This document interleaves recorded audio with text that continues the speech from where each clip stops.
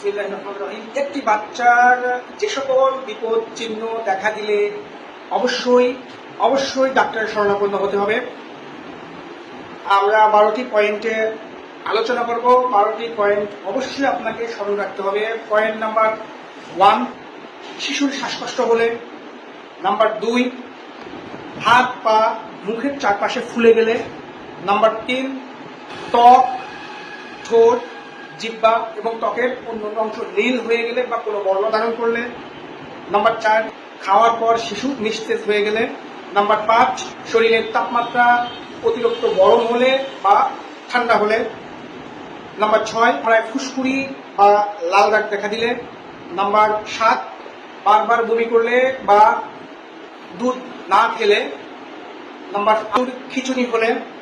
Number 9, দুর্গন্ধযুক্ত মলত্যাগ করলে এবং মলে রক্ত দেখা দিলে।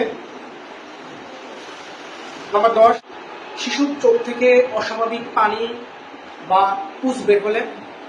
নাম্বার 11, শিশুর চোখের সাদা অংশ বা শরীরের অন্যান্য অংশ হলুদ বর্ণ ধারণ করলে।